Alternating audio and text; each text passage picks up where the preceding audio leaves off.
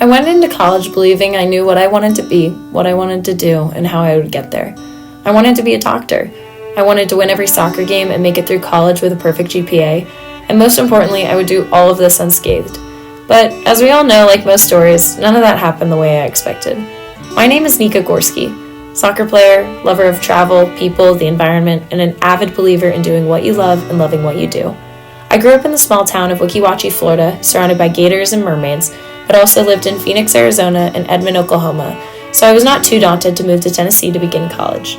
When I arrived at Sewanee, it was everything I expected and more, and since I wanted to be a nurse, I enrolled in all of my prerequisite classes: chemistry, biology, some general education requirements, and nutrition. My favorite class was nutrition, taught by Professor Gray, where I learned about the effects of diet on health and disease and how it applied to societal issues in our local community and in the world. This class and volunteering in the community fostered my newly found interest in the relationship between food and health. It also made me want to get involved at Sewanee, and Professor Gray encouraged me to volunteer at the local free clinic and to join the diabetes prevention program to gain more experience in the medical field. The Sewanee Diabetes Prevention Program is a program on Sewanee's campus that is made up of a few Sewanee students, site leaders, and site supervisors. The program uses intercampus and community partnerships to educate, mentor, and train students to combat the diabetes epidemic in rural Tennessee, while providing community members with the tools they need to take control of their health. While preparing for medical school and my newly found roles as a free clinic volunteer and diabetes prevention fellow, something did not settle with me. I doubted that my passion for food and health would be fulfilled by working in a doctor's office, and it pushed me to pursue other options. However, that's when the world went dark. The pandemic hit, taking my second sophomore semester with it and trapping me at home to do online school for 2 months.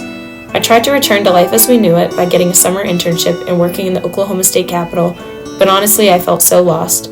I didn't feel as though my skill set fit into any field, and my passions weren't being fully fulfilled by pursuing medical school. I was terrified that I may end up in a career that I didn't fully believe in, and I was already entering my junior year of college. School was weird the next semester, with no place for me in sight. But as time went on and the world became more used to the it that will not be named, I decided to go abroad. Well, just because I decided something does not mean it will happen. The borders to Denmark closed 5 days before departure, and I was stuck virtually studying abroad in Denmark from the kitchen table in Florida.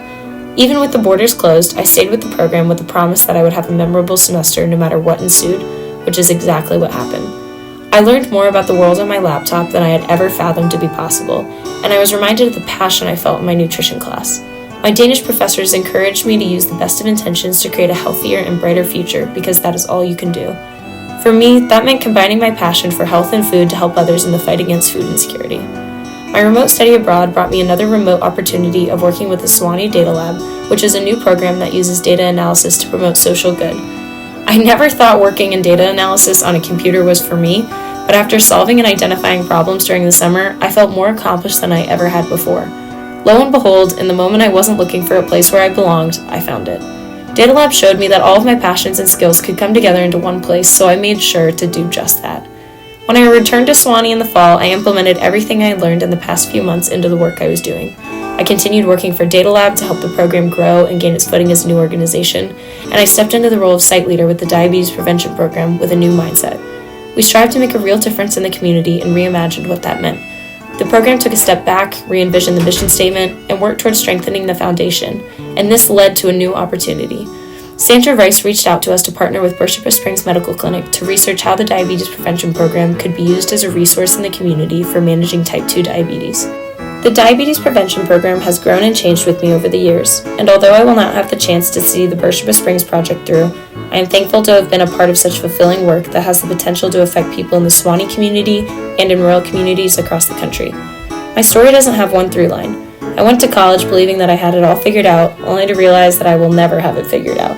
I will continue to grow, shift, and change, but what I will have with me are the memories, the laughs, the scars, the trophies, and a forever support of friends and family who will push me to create a place for myself even when it's not there.